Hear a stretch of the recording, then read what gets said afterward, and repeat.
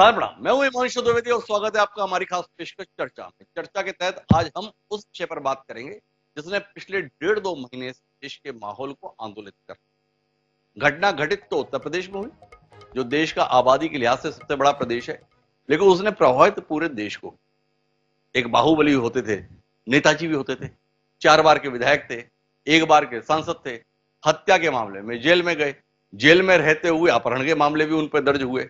कुल मिलाकर जिसने अपहरण के मामले में आज से 15-18 साल पहले एफआईआर दर्ज कराई थी, आखिरकार उसका इलाहाबाद में दिन दहाड़े मर्डर कर दिया गया। यह घटना 24 फरवरी की। इस बाहुबली का नाम है अतीक अहमद। अतीक अहमद के 5 बेटे, 5 बेटों में से 2 बेटे अभी जेल में हैं। तीसरा बेटा जो असद था वो आज एनकाउंटर में मारा गया। आरोप यह था कि एक गवाह जो था उसकी हत्या के संदर्भ में असद ने मुख्य भूमिका निभाई। दिन दहाड़े हत्या हुई थी। वो हत्या के संदर्भ में लगातार एनकाउंटर का सिलसिला उत्तर प्रदेश में जारी है। आज जो एनकाउंटर हुआ ये तीसरा एनकाउंटर था जिसमें 2 लोगों की मौत हुई। असद भी मारा गया और एक शूटर गुलाम भी मारा गया। अब इसके संदर्भ में बयानबाजी का सिलसिला तेज है। जहां एक और भारतीय जनता पार्टी इसे उत्तर प्रदेश के मुख्यमंत्री योगी आदित्यनाथ की बड़ी सफलता के तौर पर बता रहे हैं।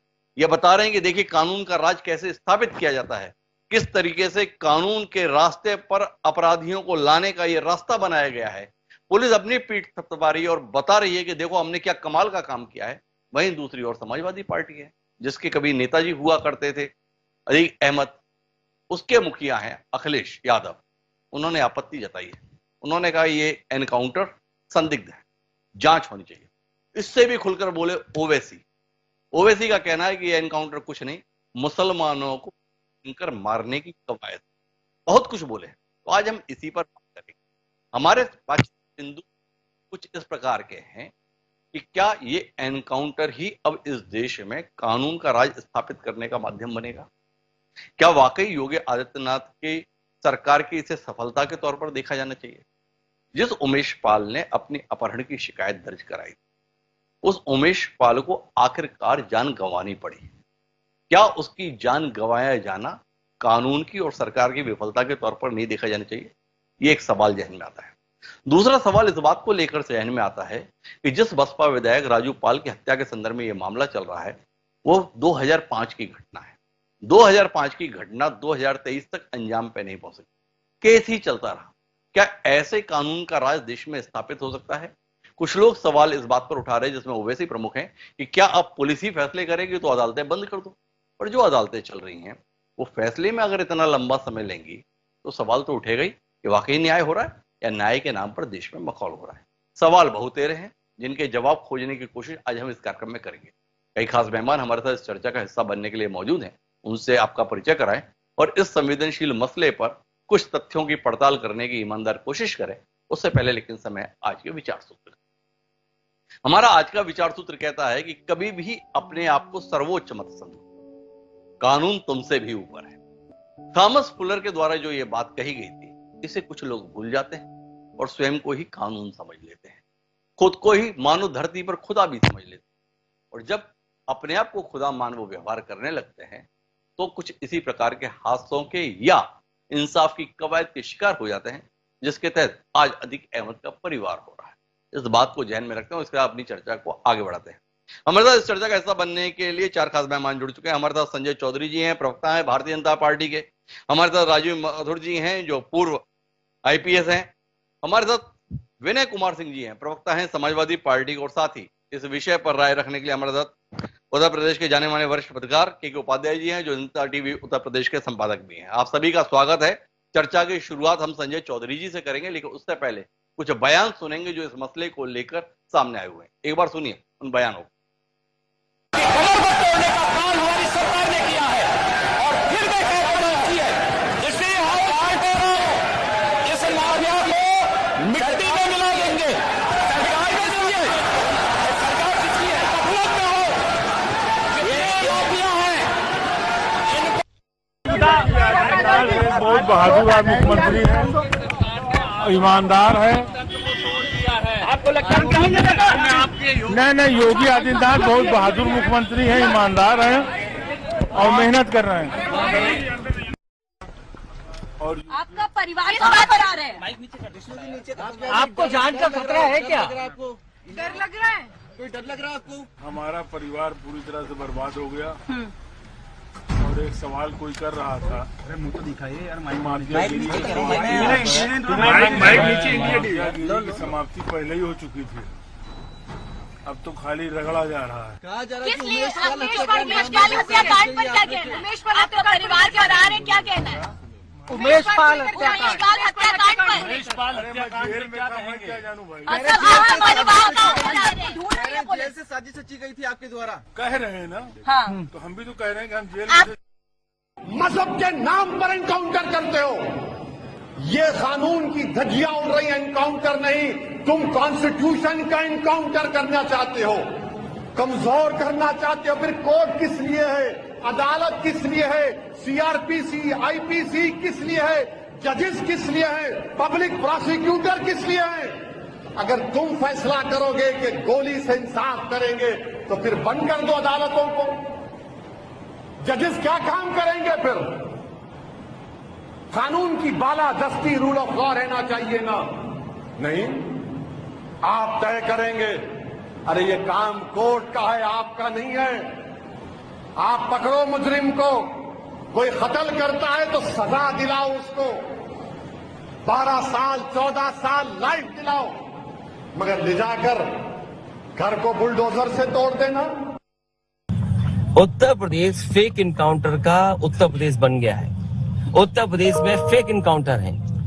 अधिकारी अपनी कुर्सी बचाने के लिए, अधिकारी अपना सब कुछ दांव पे रख करके सरकार के दबाव में ये घटनाएं कर रहे हैं। योगी जी ने कहा, योगी जी कह रहे थे कि माफिया खत्म कर देंगे, मिट्टी में मिला देंगे। वो मेरे आमने सामने की बात है, नहीं कर पाओगे। वो मेरे आमने सामने और सदन की बात है। क्या लग रहा है? मुख्यमंत्री मिट्टी में मिला दे। मैं कहता हूँ बलिया में जो उनके लोगों ने, मुख्यमंत्री के स्वजाति लोगों ने एक यादव नौजवान की जान ले ली, क्या उनको मिट्टी में मिलाएंगे? तो ये केवल मिट्टी में मिलाने की बात एक सीमा तक है। भेदभाव कर रहे हैं लोग। ये केवल चुनाव को देख रहे हैं, किस तरीके से समाज को बांट दें, किस तरीके से असली मुद्दों से हटा दें। लेकिन कानून अपनी जगह है, कोर्ट। तो कुल मिला के अलग अलग बयान है। योगी आदित्यनाथ ने तो सदन में कहा था मिट्टी में मिला देंगे, मिला दिया। लोग ओवैसी पर पूछ रहे हैं अगर आपका यही काम है तो कोर्ट का क्या काम है? और अखिलेश यादव कह रहे हैं कि कुछ नहीं, चुनाव जीतने के लिए रचा जा रहा प्रपंच है। तो संजय चौधरी जी, आपसे ही जानना है, बहुत मुग्ध हैं आप लोग अपनी इस उपलब्धि पर, इस बात को लेकर कोई शर्मिंदगी है क्या? बाबा की सरकार है, दमदार सरकार है, फिर भी एक व्यक्ति जिसने अतीक अहमद के खिलाफ आवाज बुलंद की थी, एक व्यक्ति जो कोर्ट में लगातार गवाही देने के लिए मौजूद रहा कि अतीक अहमद ने किस प्रकार की रंगदारी की, उसकी जान ना बच सकी आपका राज रहते हुए। तो संजय चौधरी जी, जानना ही है, असद की मौत पर खुश हों या हम अफसोस बनाए उमेश पाल की मौत का? क्या कहते हैं चौधरी? देखिए, मौत किसी भी की भी हो वो ठीक नहीं है, ये सभी स्वीकारते हैं। लेकिन ये प्रकरण अपने आप में उत्तर प्रदेश में राजनीति के अपराधीकरण का एक सबसे बड़ा मापदंड है, सबसे बड़ा पैमाना है। हिमांशु जी, ये जो अतीक अहमद है, ये पहला अपराध करता है 1971 में, और 1971 के बाद आज हम 2023 में बैठे हुए हैं। 2023 तक इस अपराधी के खिलाफ कोई भी मुकदमा चला हो, उस मुकदमे का गवाह या तो मारा गया या हॉस्टाइल हो गया। ये जो अभी जो अपराध की बात कर रहे हैं उमेश पाल, 2006 के अंदर ये जब राजू पाल की हत्या हुई तो उसका गवाह था अतीक अहमद, इसको सरेआम उठाकर अपने घर ले गया। 3 दिनों तक इसे यातना देता रहा। यातना देने के बाद इसने अपने वकील के माध्यम से इसकी गवाही करा दी, और उसके बाद जब उमेश पाल को छोड़ा गया तो उमेश पाल एफआईआर के लिए दर दर भटक रहा था। 1 साल तक उत्तर प्रदेश की सरकार में इस उमेश पाल की एफआईआर नहीं होती है, और अंततोगत्वा वही होता है कि इस उमेश पाल की भी हत्या कर दी जाती है। इसको पहली बार सजा कब होती है? आपने कहा कि सजा होनी चाहिए, सजा इसको होती है अभी 2023 के अंदर। और क्यों हो पाती है? इसलिए हो पाती है कि भारतीय जनता पार्टी ने एमपी एमएलए कोर्ट बनाया जो फास्ट ट्रैक के बेस पर अपराधियों के खिलाफ जल्दी मुकदमे की सुनवाई हो। तो पहली बार 1971 के बाद इस माफिया सरगना के खिलाफ एक आदेश आता है जिसमें यह दंडित किया जाता है। दंडित क्यों किया जाता है? उत्तर प्रदेश में अभियोजन के लिए एक अलग व्यवस्था बनाई गई जिसमें एडीजी स्तर के व्यक्ति को, जो आईपीएस हैं, उन्हें सारे मामलों में, क्योंकि सारे मामलों में जो चार्जशीट होती है उसमें अधिकतर गवाही पुलिस की होती है। पुलिस भी ऐसे मामलों में चूंकि उनका ट्रांसफर हो जाता है, वो जांच से थोड़े पीछे हो जाते हैं, तो गवाह को मार दिया जाना, जांच में पीछे हो जाना, न्याय का देर से दिया जाना, इन सारे फलकों पर भारतीय जनता पार्टी की सरकार के आने पर तेजी से काम हुआ है। और इसी कारण 1971 से अपराध करने वाला पहली बार उत्तर प्रदेश के इतिहास में दंडित होता है। निश्चित रूप से मुक्त हो रहे हैं आप। 1971 के बाद पहली बार ऐसा हो रहा है। भाजपा की सरकार आई तो ऐसा हो रहा है। ये भाजपा की सरकार तो पहले भी आई थी। 77 के दौर में भी एक सरकार थी जिसका आप हिस्सा हुआ करते थे। इसके बाद में भी सरकार आई थी। कल्याण सिंह जैसा यशस्वी मुख्यमंत्री आपको मिला था। राजनाथ सिंह जो राष्ट्रीय अध्यक्ष रहे वह भी मुख्यमंत्री के तौर पर रहे। एक राम प्रकाश गुप्त है वह भी मुख्यमंत्री रहे। उस समय क्या किए? एक सवाल तो आप पर ही है। दूसरा जानना ये चाहता हूं, हम आज के एनकाउंटर के संदर्भ में आपकी उपलब्धि को जाने या आपकी सरकार रहते हुए इस माफिया के खिलाफ जिस उमेश पाल ने आवाज बुलंद की थी उसकी जान बचाए रख पाने में आप नाकाम रहे, इसके लिए आप पर सवाल खड़े रहे। ये सवाल है, तो इसका कोई उत्तर तो होना चाहिए ना आपके पास। देखिए, निश्चित रूप से कल्याण सिंह जी की सरकार की आप बात कर रहे हैं। कल्याण सिंह जी की भी जब सरकार आई थी तो उत्तर प्रदेश के माफियाओं के बारे में ये चीज तय थी कि या तो वो जेल में रहेंगे वरना उत्तर प्रदेश के बाहर रहेंगे। उत्तर प्रदेश के अंदर कोई भी माफिया अपराध करेगा तो वो उत्तर प्रदेश में नहीं रह पाएगा। ये उत्तर प्रदेश की राजनीति का कल्याण सिंह जी का टर्म एक स्थापित सत्य है। भारतीय जनता पार्टी ने अपने जब भी उसको सरकार चलाने का मौका मिला है अपराध के खिलाफ तेज कार्रवाई की है। हिमांशु जी, एक चित्र, मैं 2-3 चित्र आपके पास सामने रखना चाहूंगा। 2006 का मामला है। मुलायम सिंह यादव जी जिस अतीक अहमद के घर जाते हैं तो अतीक अहमद खुद हाथ नहीं मिलाता है, वो अपने कुत्ते से मुलायम सिंह यादव जी का हाथ मिलवाता है। और जब आत्मसमर्पण करते हैं तो मुलायम सिंह जी कहते हैं कि मेरे बहुत मान मनोबल के बाद अतीक जी ने आत्मसमर्पण कर दिया। दूसरा वाकया उत्तर प्रदेश के अंदर, एक और बड़ा माफिया सरगना जब जेल में रहता है, एक पेशी पर उत्तर प्रदेश में पेशी पर आता है तो वो डीजीपी के ऑफिस में पहुंच जाता है। यह बताने के लिए पर्याप्त है कि उत्तर प्रदेश में राजनीति के अपराधीकरण का चरम क्या रहा। निश्चित रूप से उत्तर प्रदेश की सरकार ने अपराधियों के खिलाफ कार्रवाई की है और जिस प्रकार से कार्रवाई की है वो उनका नैतिक बल भी गिराया है, उनका आर्थिक ताकत भी गिराई है, उनके जो सहयोग और उनको आगे बढ़ाने वाले लोग हैं उन पर भी कार्रवाई की है, चौतरफा कार्रवाई की है। हां, निश्चित रूप से ये जो उमेश पाल की हत्या है ये सरकार को चुनौती थी और सरकार को चुनौती इसलिए भी थी कि उमेश पाल की रक्षा के लिए उत्तर प्रदेश की सरकार ने दो पुलिस के अफसर लगाए थे जो अत्याधुनिक हथियार के साथ उसके साथ रहते थे। और निश्चित रूप से यह उत्तर प्रदेश की सरकार की लॉ एंड ऑर्डर पर बहुत बड़ा प्रश्न चिन्ह था और उत्तर प्रदेश की सरकार ने अपनी जो जीरो टॉलरेंस की नीति है ऐसे अपराधियों के खिलाफ सशक्ततम कार्रवाई की है। और यह तीसरा एनकाउंटर है। ऐसे लोग निश्चित रूप से कानून के लिए बहुत बड़ा प्रश्न चिन्ह है और पूरी की पूरी तन्मयता के साथ, पूरी की पूरी मुस्तैदी के साथ उत्तर प्रदेश की सरकार इस मिशन पर लगी है कि संगठित अपराध। तो चौधरी जी प्रसन्न है, चुनौती थी, चुनौती का निपटारा किया जा रहा है, पर इस निपटारा के तरीके को लेकर आपत्ति है। तो सबसे बड़ी आपत्ति किसे? या तो ओवैसी को या अखिलेश यादव को। तो अखिलेश यादव जी की पार्टी से ताल्लुक रखने वाले हमारे साथ विनय कुमार सिंह जी, क्या हो गया विनय जी? ये असद के एनकाउंटर को लेकर इतने परेशान, इतने हैरान क्यों? असद के एनकाउंटर को लेकर के हिमांशु जी न कोई परेशान है न हैरान, लेकिन इस बात से जरूर परेशान है, जरूर हैरान है कि झूठ की पाठशाला आज फल फूल रहा है। न्याय के मंदिर कानून की पाठशाला से ताला लगाने के बाद क्योंकि हम कानून के विद्यार्थी लखनऊ विश्वविद्यालय हम भी कानून के विद्यार्थी हैं, हम कानून की बात अवश्य करेंगे, क्योंकि अगर संविधान के तहत हमें कानून और न्याय व्यवस्था की गई है तो हमें उसे भी एक तरह से पालना चाहिए। और रही बात अपराधियों की, तो अपराधी की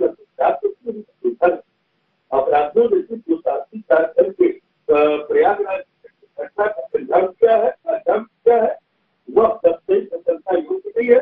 जिनको मारा है उनके माँ बाप, उनके परिवार की क्या दशा हो, सब चीजों को ध्यान में रख करके सत्तरी अच्छा कार्य की। लेकिन एक चीज प्रश्न होता है, मैं इस पर जरूर पूछना चाहूंगा।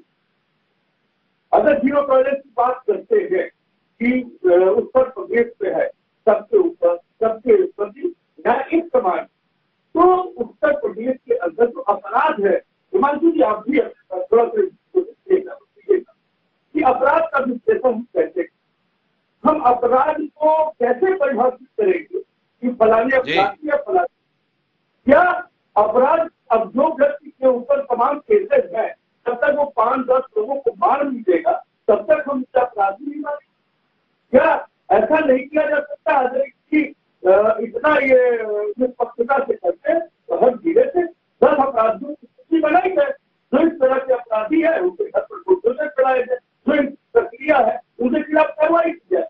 लेकिन यहीं पर जान चाहे आपकी हो, चाहे हमारी हो, चाहे उमेश पाल की हो, चाहे असद की हो, चाहे कोई हो, लेकिन जान एक हो, लेकिन वो अपराधी था, उसके खिलाफ कार्रवाई होनी चाहिए। मैं इससे नकारता नहीं, लेकिन बलिया में एक छात्र नेता की हत्या हो जाती है, उस अपराधियों के खिलाफ अभी तक कोई कार्रवाई नहीं, किसी के घर तक नहीं जाए गए, पता नहीं कोई उनके घर में बुलडोजर उस पर काम नहीं कर रहा था। अभी जिस तरह से लखीमपुर में जिस तरह से गृह राज्य के लड़के के द्वारा कृत्य हुआ था, क्या उनके माँ बाप नहीं थे? क्या उनके परिवार नहीं थे? क्या उनके बहनें नहीं थी? क्या उनकी थोड़ा अपन अतीक अहमद और असद पर रह ले। असद का वीडियो वायरल है, कैसे उसने उमेश पाल की हत्या को अंजाम दिया अपने साथियों के साथ, जो आज ढेर हुआ एनकाउंटर में गुलाम, उसकी भी तस्वीरें सामने, कैसे वो गोलियां चला रहा था। 5-5 लाख रुपए का इनाम, आज वह एनकाउंटर में मारे गए। आपके नेताजी इतने दुखी क्यों हैं? इतने दुखी तो शायद उमेश पाल की मौत पर भी नहीं हुए, जितना दुख, जितनी तकलीफ, जितनी पीड़ा उन्हें असद और गुलाम की मौत पर हो रही है।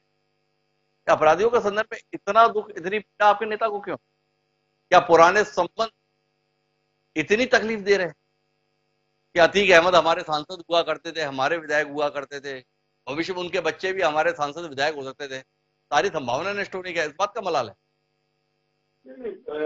मलाल इस बात का नहीं, मैं इसी बात को बता दूंगा, राष्ट्रीय अध्यक्ष दुखी जरूर है कि भारत के संविधान को टुकड़ा जा रहा है।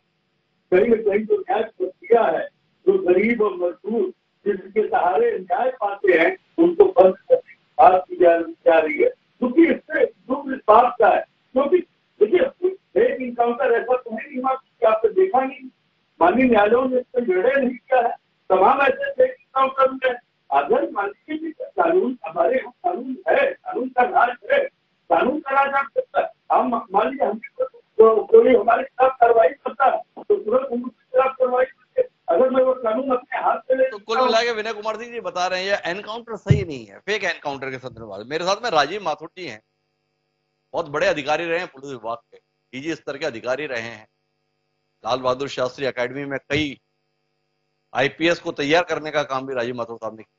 तो माथुर साहब आपसे ही जानना चाहता हूँ, इन एनकाउंटर के संदर्भ में जब भी समाचार आते हैं साथ में सवाल भी आते, सही नहीं था, फेक था, शरारत थी, इरादतन थी, मारा कहीं गया, बताया कहीं गया, क्या हुआ इस संदर्भ में क्या कहते हैं आप?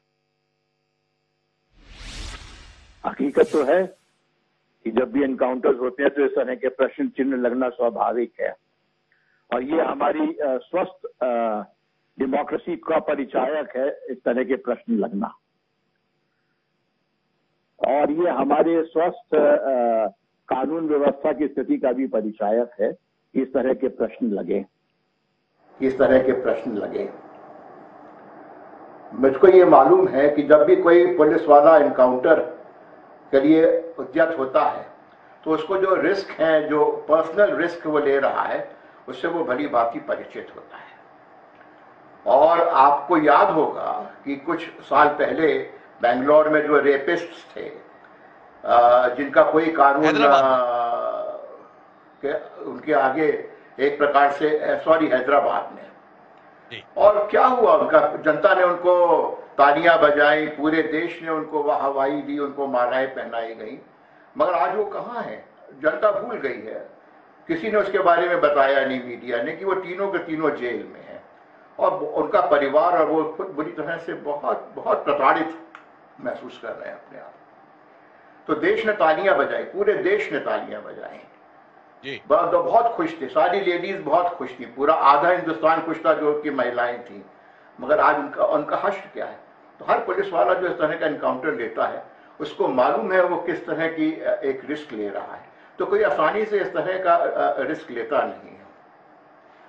अगर इन्होंने रिस्क लिया है, अगर इन्होंने एनकाउंटर किया है, तो उसके पीछे वाजिब कारण रहे होंगे जिससे अपने को निगाह डालनी, और कई एजेंसियां इसके ऊपर निगाह डालती हैं, कई एजेंसियां।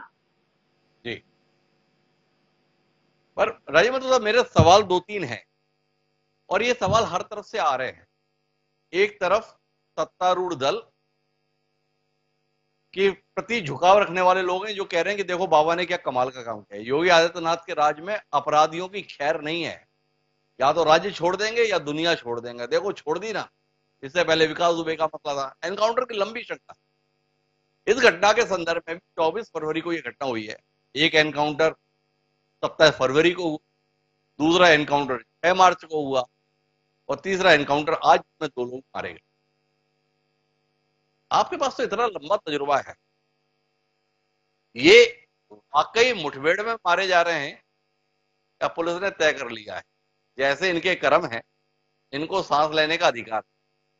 अब कोर्ट कचहरी के तो चक्कर में देख रहे हैं, अतीक अहमद ने हत्या की थी 2005 में, सजा मिल रही है 2023 में। इतना इंतजार क्यों करना? तुरंत फैसला। क्या कहते हैं आप? देखिए, जो रिस्क पुलिस वाला लेता है वो उनसे मैं आपको वाकिफ करा चुका, हल्की सी झलक दिखा चुका हूं। इस केस में भी जहां तक मेरी जानकारी है, क्योंकि अपने प्रांत का मामला नहीं है इसलिए मैं बहुत अधिकार पूर्वक नहीं कह सकता, मगर मुझको मालूम है कि उनको बार बार आह्वानित किया गया कि वो सरेंडर करें जी। और उनके पास एक लंबा अंतराल था सरेंडर करने का, जब से ये घटना हुई है। और अब मीडिया ने ही पूरे देश को दिखाया कैसे ये लोग दोनों के दोनों इन्वॉल्व थे इस मर्डर केस में, कैसे इन लोगों ने शूट किया, कैसे उसकी हत्या करी है। तो पूरे देश ने देखा, मीडिया ने दिखाया। उसके बाद में इनको आह्वानित किया गया कि आप लोग सरेंडर करें, मगर इनका सरेंडर करने का इरादा नहीं था। आज जब पुलिस ने उनको, यूपी पुलिस ने झांसी में जब सराउंड किया, तब भी जैसा कि एडीजी एसटीएफ यूपी ने जो बताया कि इनको सरेंडर करने के लिए आह्वानित किया गया, मगर इनका सरेंडर करने का कोई मंशा थी ही नहीं। उस वक्त भी इन्होंने अगर सरेंडर कर दिया होता और वापस पुलिस के ऊपर फायर ना किया होता तो ये उनकी नौबत नहीं आती है। तो ये विकल्प उनके पास था कि वह सरेंडर करें कि फायर बैक करें। ये एक कानूनी पहलू जानना चाहता हूं राजीव माथुर साहब। कई लोग आरोप लगाते हैं कि उत्तर प्रदेश में सरेंडर कैसे करें, पुलिस तो सुपारी लेके घूम रही है, जैसे ही सामने दिखेंगे मार दिए जाएंगे। तो आपसे जानना ये चाहता हूं, क्या इस देश की कानून व्यवस्था में राज्य से बाहर भी सरेंडर का कोई प्रावधान है? क्या कोई हत्या के संदर्भ में आरोपी किसी और जगह पर जाकर अपने आप को सरेंडर कर सकता है? इसके संदर्भ में कानून क्या कहता है कोई व्यवस्था? या जाएंगे और लोग कहते हैं नहीं यहाँ पे कहां केस हुआ इलाहाबाद में, वही जाके सरेंडर करो? नहीं, आप भी तो बहुत ही आप नामचीन पत्रकार हैं। आपको मालूम है कि सबसे पहली व्यवस्था तो हमारे कोर्ट्स ने ही की हुई है। हमें कोर्ट्स पे तो विश्वास है और हमको कोर्ट, हमारे पास विकल्प, इतना बड़ा विकल्प है कि हम कोर्ट में अपने आप को सरेंडर करें, ये विकल्प इनके पास था। इस विकल्प का क्या इन्होंने इस्तेमाल किया कि हमारे पास कोई भी साक्ष्य है कि इसने, असद ने या गुलाम ने किसी भी कोर्ट में सरेंडर करने का कोई प्रयास किया है?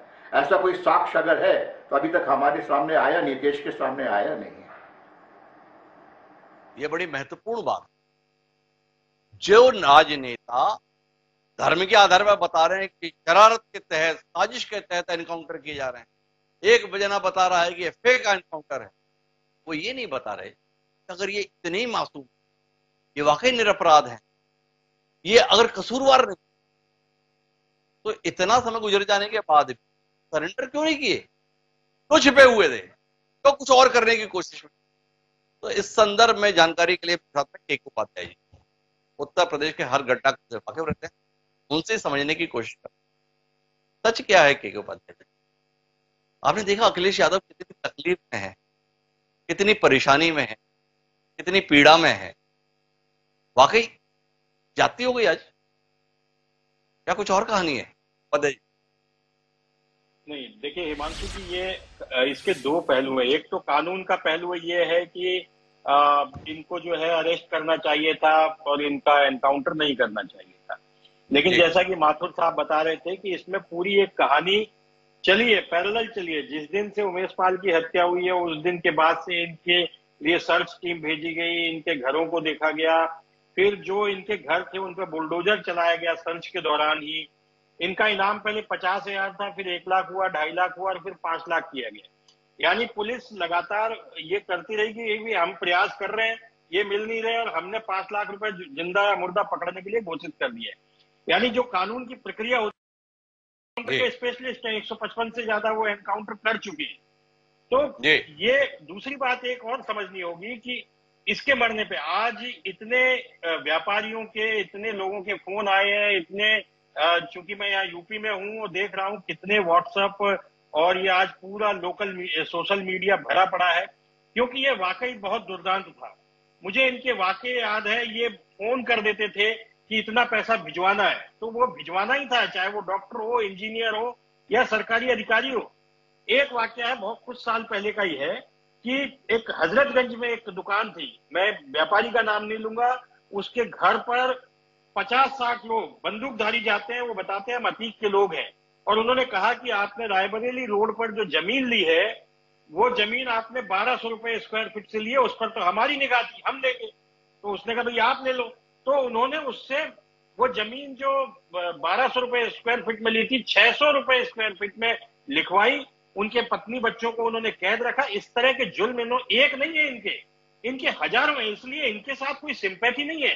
ये अखिलेश यादव जी ने कैसे इस ट्वीट को किया मुझे समझ में नहीं आता, कि अब इस समय मैं पत्रकार भी हूं तो मुझे बैलेंस भी बताना है, लेकिन ऐसे दुर्दांत लोगों के लिए अगर इस तरह की सिंपैथी की कोशिश करते हैं तो मुझे लगता है कि जनता उसके खिलाफ रहती है। जहां तक राजीव माथुर जी ने हैदराबाद, इसमें दो पहलू हैं। बात ये कही जा रही है कि एक सभ्य समाज में, एक लोकतांत्रिक समाज में ऐसे असीमित अधिकार सरकार या पुलिस को कैसे दिए जा सकते हैं कि वह किसी आरोपी को आरोप सिद्ध हुए बगैर ही अंतिम अंजाम तक पहुंचा दे। कई लोगों का हृदय इस बात को लेकर बड़ा द्रवित है, लोग बड़ा परेशानी महसूस कर रहे हैं। अरे कैसा देश चल रहा है, कैसा प्रदेश चल रहा है। तो इसके अंदर आपकी कोई चिंता नहीं है, मानव अधिकारों के प्रति आपकी कोई हिमायत नहीं है? अधिकारों के प्रति है, मानव अधिकारों के प्रति रहनी भी चाहिए, लेकिन ऐसे दुर्दांत अपराधी जैसा संजय जी कह रहे थे 1971 से चल रहा है। और यूपी में एनकाउंटर का ये सिलसिला पहली बार योगी जी के टाइम में हुआ, ऐसा नहीं है। श्री प्रकाश शुक्ला जैसे लोग कल्याण सिंह के टाइम में मारे गए। इससे पहले डकैतों के खिलाफ अभियान कांग्रेस की सरकार में बीपी सिंह ने चलाया था, और इसके बाद मायावती ने ददुआ को मरवाया था, तब भी ये अमिताभ यश ही एसएसपी थे एसटीएफ के। तो चूंकि यूपी का ये इतिहास रहा है, यहाँ पे ऑर्गेनाइज क्राइम रहा है, और इस ऑर्गेनाइज क्राइम के पीछे जिस तरह की दुर्दांत वारदातें हुई हैं, तो मुझे लगता है कि इससे जो इस समय जो पॉलिटिकल लाभ है उसको ज्यादा देखा जा रहा है। ये सही है। कानून की दृष्टि से भी जो एसटीएफ ने आज बयान जारी किया, उन्होंने कहा कि हमने उनको ललकारा। जब ललकारा तो सामने से फायरिंग होने लग गई तो हमने फिर उसमें अपनी सुरक्षा में गोलियां चलाई जिसमें वो मारे गए।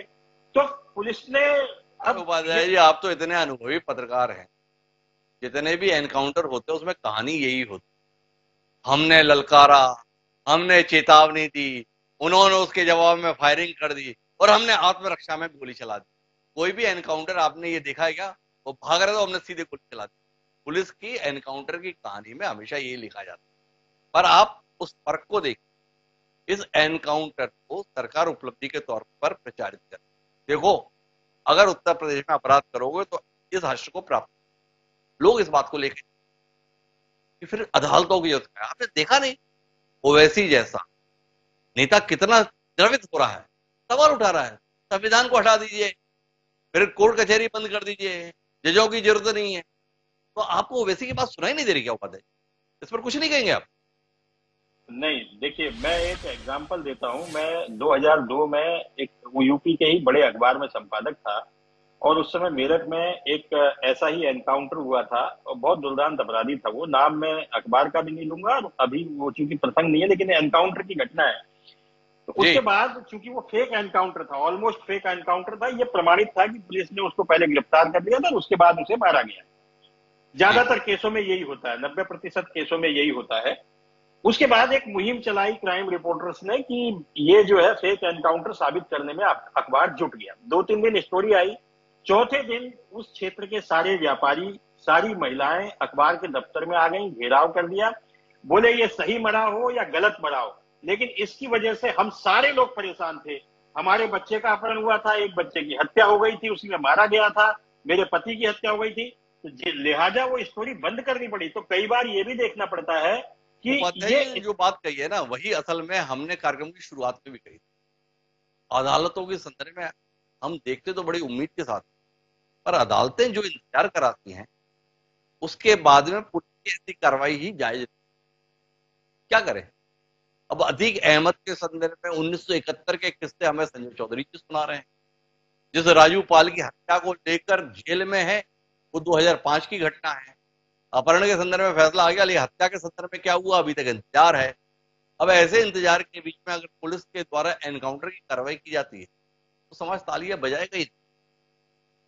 तो रोहित त्रिपाठी जी मेरे साथ अधिवक्ता हैं लखनऊ, उनसे जानना चाहता हूं कि क्या आप लोग के अदालती व्यवस्था ने ही जनता को ऐसे एनकाउंटर के संदर्भ में और सरकारों को ऐसे एनकाउंटर कराने के संदर्भ में प्रेरित नहीं कर दिया? क्या कहते हैं रोहित जी?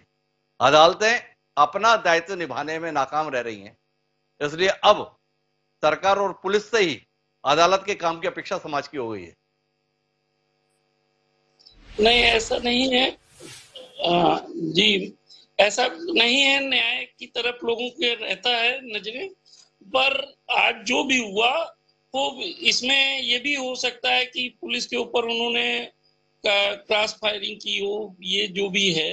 लेकिन लीगल जो हमारे वरिष्ठ पत्रकार कह गए हैं कि इसमें समाज का भय डायरेक्ट जस्टिस हो जाता है, इसलिए जो लोग आज तालियां बजा रहे हैं, जो लोग डर भय खत्म हो रहा है, क्योंकि न्यायालय की प्रक्रिया तो लंबी है, ये तो श्योर है, और इसी कारण न्याय में देर हो रही है। हमारे वरिष्ठ पत्रकार कई बार यही कहे कि उपाध्याय सर यही बता रहे हैं, तो ये तो जस्टिस है, लेकिन अब क्या न्यायालय की ये प्रक्रिया के हिसाब से तो सही नहीं है। तो ये आपने मेरी मूल बात को शायद सुना नहीं। न्यायालय की प्रक्रिया से ये ठीक नहीं है, पर उस न्यायालय की प्रक्रिया का करें क्या जिसमें हत्या जैसे गंभीर मसले पर 18 साल से केस चल रहे हैं।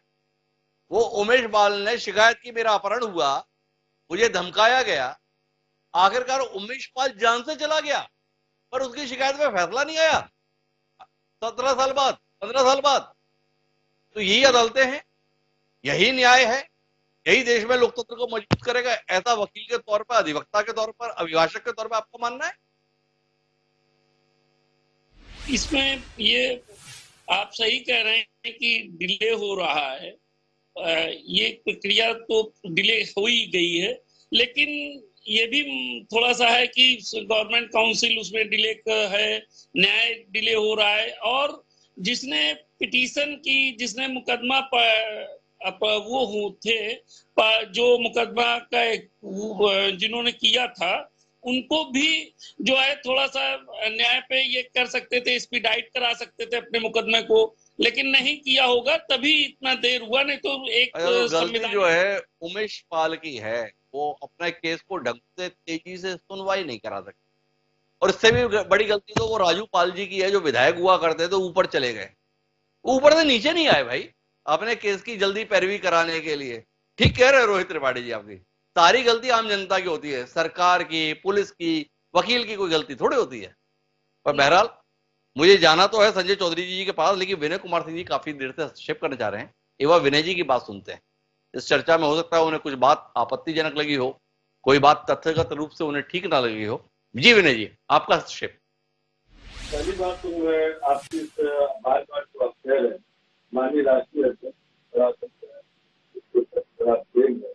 देखिए, कम से कम आप पत्रकार से बात करनी ज्यादा अच्छी होती है। कलम रचित पत्रकार बनने से बात किया जाए तो ज्यादा अच्छा हो, पहली चीज। दूसरा चीज, पहले आपको पूछा कि अपराध को परिभाषित कैसे करेंगे, आप ही बता दीजिए। आपने बहुत सारे प्रश्न किया, चौधरी जी भी बैठे हैं, सारे लोग बैठे हैं, एक पत्रकार महोदय और बैठे, उपाध्याय जी कई बार इस प्रकार बैठ चुका हूँ और बड़ा प्रेम है मुझे।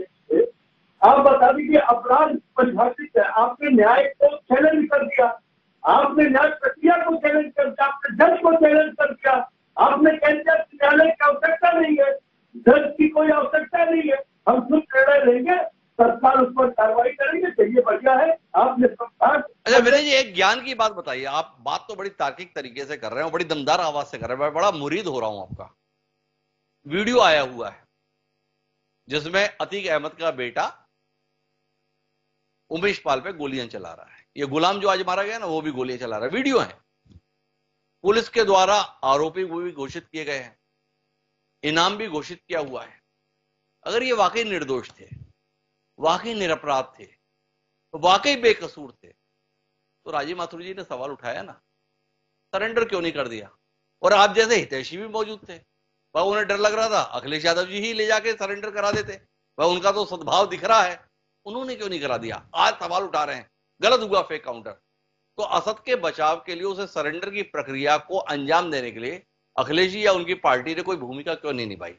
बता दे समाज को, गलत फंसाया जा रहा है, गलत उलझाया जा रहा है, मासूम बच्चे हैं, देखो पुलिस कैसे फंसा रही है। ऐसा क्यों नहीं किया विनय जी?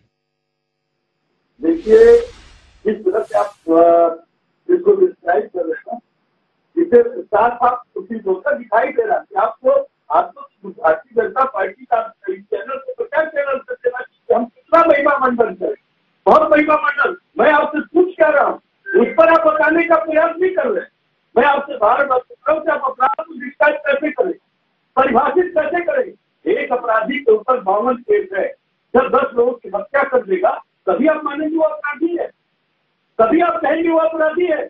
या भारतीय जनता पार्टी के अंदर बैठे हुए तमाम ऐसे नेता नहीं है जिनके ऊपर 10 केसेज है और हिंसा हीनियस क्राइम के केसेज है, क्या आप उनको अपराधी नहीं मान सकते? आप अपने बगल में बैठा करके सदन चलाते हैं, सब नहीं बताते हो अपराधी है, और आप कहते हैं अजमेर जी ने तो कानून व्यवस्था को सुदृढ़ करने के लिए मंडल जायज जैसी तमाम ऐसी स्कीमें ले आए कि अपराध को अंकुश किया जा सके, अपराध को नियंत्रित किया जाए। विनय कुमार सिंह जी का सीधे तौर पर कहना है कि भारतीय जनता पार्टी अपने राजनीतिक एजेंडे के तहत कुछ को आरोपी और कुछ को मासूम बता देती।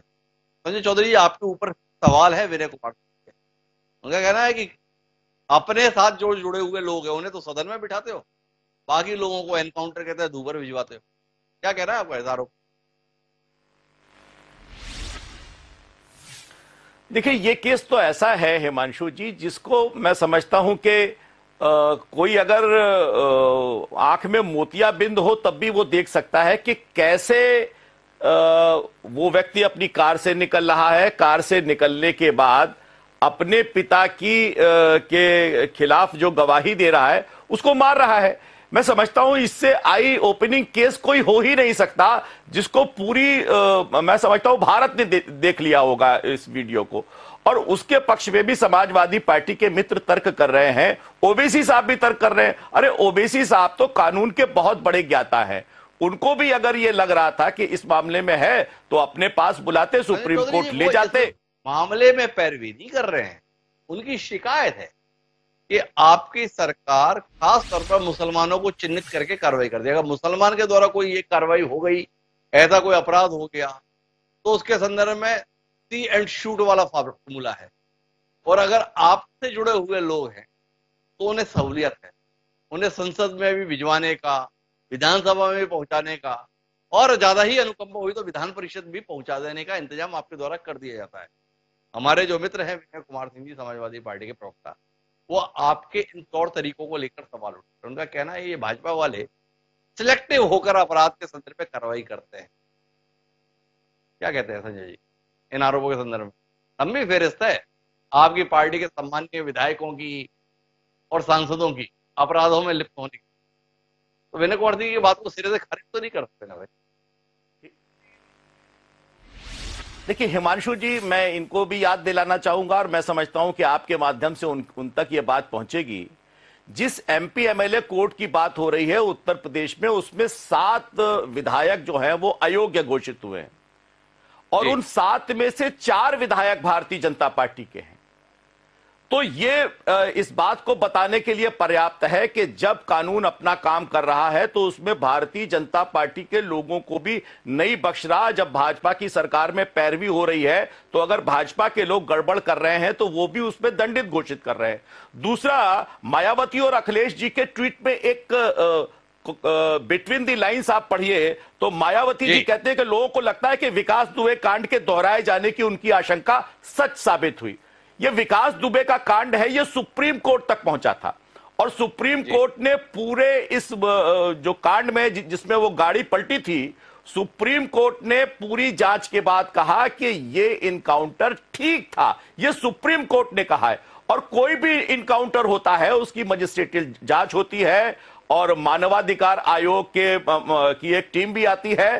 तो चौधरी जी, आपको इसमें ऐतराज क्या है? मायावती जी ने माना, आप बिटवीन द लाइन्स की बात कर रहे हैं तो यही तो उन्होंने बताना चाहा कि जितना सही विकास दुबे वाला एनकाउंटर था उतना ही सही आज का भी एनकाउंटर है। तो इसमें तो आपको मायावती जी को धन्यवाद का ट्वीट कर देना चाहिए था। आज उसमें शिकायत क्यों कर रहे हैं? नहीं, इसको हिमांशु जी अगर आप पढ़ेंगे तो वो कहती है कि प्रयागराज में अतीक अहमद के बेटे व एक अन्य की आज पुलिस मुठभेड़ में हुई हिंसा पर अनेक प्रकार की चर्चाएं गर्म हैं। लोगों को लगता है तो वो यही बताना चाहती हैं कि विकास दुबे का कांड जो था वो गलत था और ये भी गलत है। ये उसमें से साउंड है। तो मैं आज तो आपकी बहन मायावती जी के संदर्भ में थोड़ी जाती है। उन्होंने तो कहीं ये नहीं लिखा भाई कई तरह की चर्चाएं हैं और विकास दुबे कांड को दोहराया जाएगा, ऐसा उन्होंने माना है। तो वो कांड जिसे सुप्रीम कोर्ट ने जायज ठहराया तो मायावती जी ने बता दिया, जांच बाद में होगी, अभी बोल दी कि सही हुआ है। तो इसमें तो आपको धन्यवाद देने की आपको इसमें भी शिकायत है। थोड़ा विचार कीजिएगा अपने निर्णय के संदर्भ में। चौधरी जी, मेरा आग्रह है, पर विनय कुमार सिंह जी को आपकी बात पर क्या पता? मुझे नहीं है, विनय जी को है। एक बार सुन तो ले विनय जी की बात। जी विनय जी। लेकिन मैंने आपसे बार बार कहा, हम अपराधियों के ऊपर कार्रवाई नहीं करते है ना, परेशान है। अपराधियों के ऊपर कार्रवाई होनी चाहिए, लेकिन ये दोहरा मापदंड क्यों? अपराधियों के ऊपर कार्रवाई को लेकर के दोहरा मापदंड क्यों? बलिया में। अरे विनय जी, मैं माफी के साथ बीच में रोकना चाहूंगा। देखो संजय चौधरी जी ने बताया ना, 7 मामलों में दोषी ठहराए गए एमपी एमएलए कोर्ट से, 4 हमारे ही निपट गए, अर्थात भाजपा के निपट गए। अब अनुपात भी देखें तो भाजपा के लोग ज्यादा हैं, फिर भी आपको शिकायत है। संजय जी तो इसी बात की शिकायत कर रहे हैं कि देखो हम अपने लोगों को निपटा भी रहे हैं तो अभी विनय जी नाराज हो रहे हैं। बात को रोक सकते पूरी होने। आखिर जो एक तथाकथित मंत्री है नंदी जी, जो प्रयागराज में अतीक अहमद की पत्नी जब कहती है कि हमने 5 करोड़ रुपया उसको दिया है, उसके बाद माननीय मंत्री जी कहते हैं भोगते रहते, सफाई नहीं देते, क्लियरिफिकेशन नहीं देते कि नहीं हमने नहीं किया या जो भी है उसकी कार्रवाई करनी चाहिए, लेकिन इतना कहकर के बात को टाल जाते। तो इसका मजबूत तो जांच होनी चाहिए कि अतीक अहमद वहां पर जमीन का व्यवसाय तथा किन लोगों के साथ कर रहा था, उसमें कितने लोग शामिल थे, आखिर इस 6 साल से पौधे में पानी कौन डाल रहा था, प्रयागराज में सत्ता में बैठा हुआ कौन सा व्यक्ति है जो असली अहमद जैसे गुजरात सरकार जी के पौधों में पानी डाला, जांच होनी चाहिए। लेकिन कहीं न कहीं यह उनकी भारतीय जनता पार्टी की तरफ है तो इससे भागने का प्रयास करती है। आज इन मुद्दों तो जांच होनी चाहिए, विनय कुमार सिंह जी कह रहे हैं, लेकिन मैं इस चर्चा को किसी अंजाम पे ले जाना चाहता हूं। एक बार फिर राजीव माथुर जी के पास आना चाहता हूं। राजीव माथुर जी, द्वंद्व तो है, अदालतों में समय बहुत लग रहा है नतीजे पे पहुंचे, जनता का धैर्य कहीं ना कहीं चुक जाता है। क्या कहते हैं कि अदालतों की देरी इस प्रकार की प्रवृत्तियों को और बढ़ावा देगी? इन एनकाउंटर के संदर्भ में लोग जिस तरीके से सराहना करते हैं उसमें सरकारों का हौसला, हिम्मत दोनों बढ़ती है। आने वाले समय में हमें और एनकाउंटर के लिए तैयार रहना चाहिए।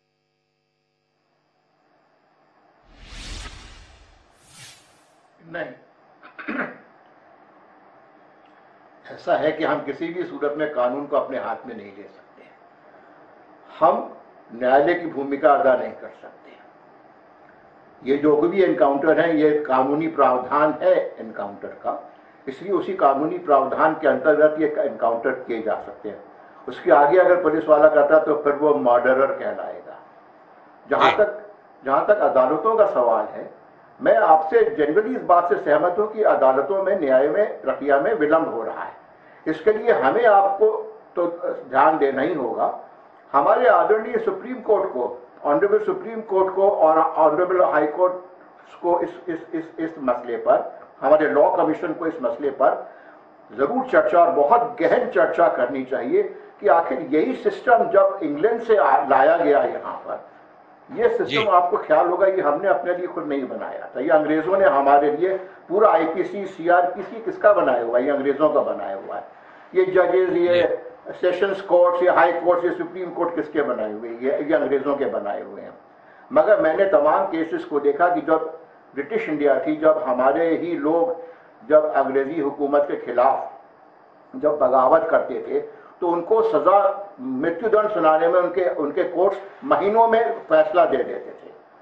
अब आज देखिए, जब कसब को जजमेंट सुनाने में वर्षों लग गए, तो जो ये ब्रिटिश कोर्ट जब ब्रिटिश इंडिया में हमारे शहीदों को मृत्युदंड देने में मात्र कुछ महीने लगाती थी, वर्षों में 5 साल 7 साल तक आपने किसी को सुना कि हमारे किसी शहीद का मुकदमा चला हो? चट फटाफट मुकदमे होते थे। यही कानून था, यही जजेस थे, यही व्यवस्था थी, यही सीआरपीसी आईपीसी था। तब क्यों हो जाता था और अब क्यों नहीं होता? इस पे हमें चिंतन करना होगा, वरना हम ये कहेंगे कि अंग्रेजों का ये सिस्टम शनै शनै हमारे लिए, हमारे हाथ से फिसलता जा रहा है, हम उसको कंट्रोल नहीं कर पा रहे हैं। हमें कुछ, मैं एक विरोधाभास के संदर्भ में आपसे टिप्पणी चाहता हूं माथुर साहब। हमारे यहाँ एक नया कानून आया है PMLA, जिसमें आर्थिक अपराधों के मामले में कार्रवाई की जा रही है। बड़ा सख्त कानून बताया जाता है, देश का सबसे सख्त कानून बताया जाता है। ईडी नाम की संस्था के तहत कार्रवाई करती है, उसमें जमानत नहीं मिलती आसानी से। बड़े बड़े लोग लंबे लंबे समय तक जमानत में रह जाते, लेने में तरस जाते। दूसरी तरफ हमारे यहाँ जो आईपीसी है, सीआरपीसी है, इसके तहत प्रावधान है, आदमी हत्या करता है, जेल जाता है, अच्छा वकील पाता है तो कुछ ही समय में जमानत में बाहर आ जाता है, अगली हत्या के लिए फिर उपलब्ध। ये जो गुलाम नाम का आदमी मारा गया है आज एनकाउंटर 2016 में, हत्या के मामले में जेल गया, जमानत पर बाहर आ गया और उमेश पाल का निपटारा कर दिया। आर्थिक अपराध में जमानत नहीं मिलेगी, पर आदमी की जान ले लो तो भी जमानत मिल जाएगी। इस विरोधाभास में कुछ नहीं कहेंगे माथुर साहब? ये मेरा विषय नहीं है, ये मेरा विषय नहीं है, ये कानूनविदों का विषय है। ये जो आप कह रहे हैं, ये क्या बात कर रहे हैं माथुर साहब? आप इतने बड़े पुलिस अधिकारी रहे, आप इस बात की तकलीफ को नहीं भोगे कि जिसको जान में जोखिम में डालकर पुलिस वाले गिरफ्तार करते हैं वो कानूनी दाव पेंच के तहत महीने, 2 महीने, 4 महीने में ही बाहर निकल जाता है। उस पुलिस वाले की जान भी जोखिम में आ जाती है। जिसने एक हत्या की, उसे दूसरी हत्या करने में कितनी देर लगनी है? फिर भी आप कहते रहे कि ये मेरा विषय नहीं है। आपने तो अपनी जिंदगी इस विषय के साथ गुजारी है। ऐसे कैसे आप किनारे हो सकते हैं माथुर साहब? ऐसा है इन सारी चीजों के ऊपर जुडिशियल माइंड लगता है। जो आप कह रहे हैं ना, ये इस तरह से जो लोग बच के निकल जाते हैं, वो जुडिशियल माइंड के एप्लीकेशन के बाद बच के निकलते हैं। हम तो बहुत अपोज करते हैं कि इसको बेल ना दी जाए, ये बाहर निकलते ही हत्या करेगा, फिर से हत्या करेगा, मगर वो बेल पा जाता है। कब बेल पा जाता है? जुडिशियल माइंड के एप्लीकेशन के बाद। और जब वो बाहर निकलता है, हत्या करता है, या जिस लड़की को उसने रेप किया हुआ उसी का जाके कत्ल कर देता है जब वो शिकायत करती है, तो पुलिस तो बेबस है। हम अपनी शिकायत करें तो किससे करें, क्योंकि जुडिशियल माइंड अप्लाई हो चुका है उसके ऊपर। कुल मिला के राजीव माथुर जी अपनी बेबसी को बयान कर रहे हैं। कुल मिला के वो बेबसी रोहित त्रिपाठी जी आपके कौशल के कारण आती है। क्या कहते हैं, आपका ज्ञान समाज में बहुत भारी पड़ रहा है। हिमांशु जी, बढ़िया। मैंने पहले भी जी हिमांशु जी मैंने पहले भी कहा कि कहीं कहीं वादी मुकदमा, लाचार पैरवी, ये भी कहीं कहीं है। जैसे राजू पालवाला अगर आप देखते हैं, अगर उन्होंने 2-3 बार एक्सपीडाइट उस मुकदमे को कराने का प्रयास किया होता तो शायद उनका जल्दी मुकदमा हो जाता। चीजें हैं, लेकिन अब इस पे न्याय की प्रक्रिया है, देर होती है, आर्डर होते हैं। ये तो सही बात है कि माइंड अप्लाई होके उसमें आर्डर हो जाता है, अपराधी बाहर आ जाता है। लेकिन अब कोर्टें सख्त हैं। आप देखेंगे सुप्रीम हाई कोर्ट तो बहुत सख्त है बेल देने में। दोनों हाई कोर्ट लखनऊ और इलाहाबाद दोनों बेंचे हैं हमारी। ऐसा अब कम तो है, लेकिन अब इतने जघन्य अपराधी है पहले से हैं, तो ये घटनाएं हो रही हैं। रोहित जी को समझ में नहीं आ रहा कहें का, और हम ही तो जमानत दिलाते हैं और कार्यक्रम में कहना पड़े कि ये काम गलत है, कैसे बात बने। पर हमारे साथ में केके उपाध्याय जी हैं, उनके साथ में सहूलियत है, वो दृष्टा के तौर पर ही रहते हैं। तो जानना ये चाहता हूं उपाध्याय जी, द्वंद्व चल रहा है सही और गलत का, सरकार सही ठहराने पे लगी है। सरकार तो उपलब्धि के तौर पर बताती है, सरकार तो आंकड़े भी जारी करती है, इतने एनकाउंटर में निपटा दिए गए। क्या माने, सिलसिला जारी रहेगा? क्योंकि जन समर्थन क्या एनकाउंटर के समर्थन में है? जी, मुझे लगता है कि ये सिलसिला जारी रहेगा, क्योंकि से अपनी यूएसपी के रूप में देखते हैं। उन्होंने जिस तरह से विधानसभा में अपनी स्पीच दी थी अखिलेश यादव के जवाब में, उन्होंने कहा था मिट्टी में मिला देंगे। जाहिर है ये अफसरों को सीधे सीधे संदेश था। और आपने देखा होगा कि उस स्पीच के 2 दिन बाद ही विजय चौधरी नाम का एक 50,000 का इनामी था जिसने गोली चलाई थी, वो ड्राइवर था, वो मारा गया था। और अभी उसके बाद में इनकी लगातार सर्च चल रहा था। अब ये दोनों गुलाम और असद मारे गए। संभावना अब आज शाइस्ता खान जो इनकी है, हो सकता है रात तक वो सरेंडर कर दे, क्योंकि ये एक डेड बॉडी सौंपना भी है किसी को, तो उसके चाचा भाई सब तो जेल में है, तो शाइस्ता खान हो सकता है सरेंडर कर दे। कुल मिलाकर के ये बड़ा द्वंद्व है। एक तरफ न्याय व्यवस्था में देरी है, दूसरी तरफ पब्लिक की परेशानी है। पब्लिक को इन सब चीजों में आनंद आ रहा है, इसलिए क्योंकि पब्लिक की जरा भी सिंपैथी इन लोगों के साथ में नहीं थी। आपने देखा होगा कि पहली बार प्रयागराज में, नैनी जो इनका इलाका था, गढ़ था, जहां ये दुर्दांत अपराधी अपने कारनामों को अंजाम देता था, वहां जूते फेंके गए इन पे। समाजवादी पार्टी के नेता जो आरोप लगा देते ना बैठे बैठे, ये भाजपा माइंडेड है, ये माइंडेड है, अरे एक बार जनता के बीच में जाके मैं देखिए। उपाध्याय जी, मेरा थोड़ा सवाल है, माफ करना आप, ये कहीं अपनी नाकामी को सफलता के तौर पर दर्शाने की कोशिश तो नहीं है? प्रचंड बहुमत की सरकार है, कार्यकर्ताओं की कमी थोड़ी है। पर आपसे जानना ही चाहता हूं, जिस दमदार सरकार के रहते इलाहाबाद जैसे शहर में दिन दहाड़े हत्या कर दी, लोगों में इस बात को लेकर नाराजगी नहीं है कि कैसे हत्या हो गई, इतना हौसला कैसे बुलंद हो गया? वाकई अगर माफिया में दहशत है, अगर अपराधी वाकई योगी आदित्यनाथ से टर्राते हैं, 13 लोग दिन दहाड़े हथियार लेकर पहुंच कैसे जाते हैं? इस नाकामी पर कोई सवाल नहीं उठाएगा? ये लोगों के जहन में नहीं है क्या? इन सवालों से बचने के लिए ही इन एनकाउंटर के माध्यम से ब्रेन वॉश किया जा रहा है। भूल जाओ हत्या को, अपराधियों की हत्या को देखो कितना बढ़िया काम किया।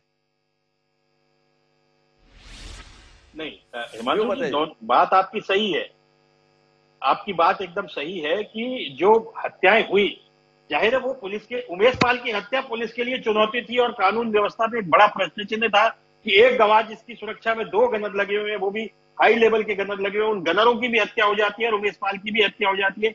इसी उमेश पाल का 2006 में इस अतीक अहमद ने अपहरण किया था और उसके बाद ये फिर सरकार में आ गए, नेता बन गए। जाहिर है इसमें न्यायपालिका, कार्यपालिका सभी का दोष है और आज की स्थिति में ये सही है या गलत है ये कानून अपनी बात करेगा, लेकिन आज की तारीख में अगर जनता का मूड देखने की बात करेंगे तो जनता पूरी तरह से आज जिस तरीके से जनता ने स्वागत किया है योगी जी की इस कार्रवाई का, जाहिर है योगी जी इसका क्रेडिट लेंगे। इसके परिणाम क्या होंगे ये कोर्ट बताएंगी, सुप्रीम कोर्ट में मामला जाएगा, तब पता लेंगे। हमारे सवाल जारी रहे। मैं आखिरी बातचीत के लिए संजय चौधरी जी आपके पास आना चाहता हूँ। क्या आप लोगों को, आम जनता को इसी बात से बहलाएंगे कि देखो अपराधियों को उड़ा दिया गया, या उत्तर प्रदेश में ऐसी व्यवस्था बनाएंगे कि अपराध ना हो? अपराधियों को मारना आपकी उपलब्धि है या अपराधों को रोकना? क्या है आपकी प्राथमिकता संजय चौधरी जी? देखिए, अपराध उत्तर प्रदेश में निम्नतम हो, कैसे उनकी संख्या कम हो, अपराध के साथ एक है कि उसमें पूरा तंत्र काम करता है। एक बड़ा माफिया होता है, फिर उसके नीचे एक लंबी फौज होती है, वो उसके लिए वसूली करती है, उसके साथ वसूली करने वाले चौराहे पर खड़े होते हैं, वो चौराहे पर संकट बनते हैं। इनका पूरा तंत्र है और इस तंत्र को खत्म करने के लिए सारे तरह से काम करना पड़ेगा। इस पर भी काम करना पड़ेगा कि कैसे ये अपराधी दंडित हो और दंडित होने के लिए कैसे प्रोसिक्यूशन बहुत बेहतर हो। बहुत बेहतर प्रोसिक्यूशन के साथ इनको जो लोग समर्थन देते हैं, वो चाहे आर्थिक आधार पर देते हो, सामाजिक आधार पर देते हो, राजनीतिक आधार पर देते हो, उन्हें कमजोर करने की जरूरत है। बेहतर पुलिसिंग की जरूरत है। और जैसा इस अतीक अहमद के कांड में आपने देखा कि अतीक अहमद को जब सजा हुई तो उनके साथ एक सहयोगी वकील को भी सजा हुई। तो ये पूरा तंत्र है जिस तंत्र को मैं समझता हूं कि हर स्तर पर कंट्रोल करने की जरूरत है और इसीलिए हमने देखा है कि फास्ट ट्रैक कोर्ट बना है। अभियोजन बेहतर हो, इसके लिए प्रयास हो रहे हैं। उनके आर्थिक सोर्सेस पे कैसे नियंत्रण रखे, इस पर कार्रवाई हो रही है। लेकिन अपराध करने वाले अगर पुलिस पर गोली चलाकर चुनौती देंगे तो उनसे भी पुलिस 2-2 हाथ करेगी। और मुझे लगता है कि इस प्रकार की मंशा अगर शासन रखेगा कि वो किसी भी कीमत पर अपराध को स्वीकार नहीं करेगा, तभी यह मंशा नीचे तक जाएगी। मैंने कहा ना कि अगर अपराध का शिरोमणि माफिया सरगना डीजीपी के दफ्तर में जाकर बैठ जाएगा जो जेल में बंद रहता है, तो इसका संदेश पुलिस पर भी, समाज पर भी, राजनीति पर भी बहुत गलत होता है। इस संदेश को बदला है उत्तर प्रदेश की सरकार ने और इसी बदलाव के आधार पर उत्तर प्रदेश में अपराध कम हुए हैं और माफिया दंडित हुए हैं। मैं समझता हूं कि इलाहाबाद के बीच शहर में पुलिस संरक्षण में रह रहा आदमी जान से मार दिया जाता है, फिर भी आप दावा यही करने जाते हैं अपराध कम हुए। अगर अपराध कम होने के बाद में अपराधियों को हौसला इतना है तो फिर जाके किसी और को हम अपराध कैसे, विचार होना चाहिए आप जी। संजय जी, बात रह गई लगता है। देखिए, यही मैं बात कर रहा हूं। ये जो अपराध है वो सामान्य अपराध नहीं है हिमांशु जी। इसके लिए जो सबसे मोस्ट मॉडर्न टेक्निक का इस्तेमाल हुआ, आईफोन लिए गए, आईफोन के माध्यम से फेस टाइम पर हुआ और उत्तर प्रदेश की पुलिस ने पहली बार इसे ट्रेस किया है। जो इनके पास वेपन्स आए हैं, अभी जो अतीक को रिमांड पर लिया गया है उसमें रिमांड पर लेने के लिए जो कारण बताए गए हैं, अतीक ने अपने गिरोह के लोगों के लिए विदेश से हथियार बनाए। बहुत बड़ा तंत्र है, ये सामान्य तंत्र नहीं है। और मुझे लगता है कि इसको जिस मंशा के साथ कुचला जाना चाहिए वो यही मंशा है कि अपराध के समर्थक, उनके चाहे शेल्टर देने वाले लोग हों, उनके खिलाफ कड़ी से कड़ी कार्रवाई होनी चाहिए। तो संजय चौधरी जी का कहना है कि अपराधियों के खिलाफ सख्त से सख्त कार्रवाई की जाएगी, लेकिन ये कार्रवाई के संदर्भ में सवाल इसलिए उठेंगे कि सरकार का लक्ष्य अपराधियों को जान से मारना नहीं बल्कि अपराधों को रोकना। सवाल इस बात को लेकर रहेगा कि क्या न्यायिक व्यवस्था हमारे देश में अप्रासंगिक हो गई है और अब पुलिस को ही न्यायिक कार्य के लिए अधिकार संपन्न कर देना चाहिए। सवाल है, निश्चित रूप से इसका उत्तर समय रहते मिलना चाहिए। आज जिस विषय पर जनता ताली बजा रही है, ऐसा नहीं कि ये प्रवृत्ति समाज में ज्यादा हावी हो जाए और अभी अपराधियों के संदर्भ में जो कार्रवाई हो रही है राजनीतिक प्रतिद्वंदियों के संदर्भ में होती ना दिख जाए। राजनीति के संदर्भ में जो लोग अतीत को जानते हैं, ऐसे खतरे दुनिया में समय समय पर आते रहे। सबको मिलकर सोचना होगा। अगर सब मिलकर सोचेंगे, किसी समाधान तक पहुंचेंगे। इस उम्मीद के साथ आप सभी मेहमानों को धन्यवाद हमारे साथ चर्चा का हिस्सा बनने के लिए। समय है अब आज के शेर का। तो कुल मिलाकर अतीक अहमद हो या असद अहमद हो, जो अपराध करेंगे देर से ही सही अंजाम को तो पाएंगे, और जो ऐसे अंजाम के संदर्भ में आंसू बहाएंगे उनके संदर्भ में जनता के स्तर पर सवाल खड़े ही किए जाएंगे। बेहतर होगा राजनेता ऐसी अपराधियों के संदर्भ में साथ देने के बजाय उन पीड़ितों के साथ खड़े हों जो इन अपराधियों के कारण प्रताड़ित रहे। इस उम्मीद के साथ हमारा आज का शेर कहता है कि जो जुर्म करते हैं इतने बुरे नहीं हो, कि जो जुर्म करते हैं इतने बुरे नहीं होते, सजा न दे के अदालत बिगाड़ देती है। राहत इंदौरी ने क्या कमाल की बात कही थी। क्या हमारे यहां जज की कुर्सी पर बैठे हुए साहिबान इस पर विचार करेंगे? अगर 18-18 साल तक लोग न्याय के लिए इंतजार करेंगे तो फिर फैसले अदालत में नहीं सड़क पर ही होंगे। ये खतरा बढ़ जाता है, इस खतरे से बचना चाहिए। इस उम्मीद के साथ अब मुझे दी इजाजत, कल फिर मिलेंगे नए विषय के साथ। तब तक के लिए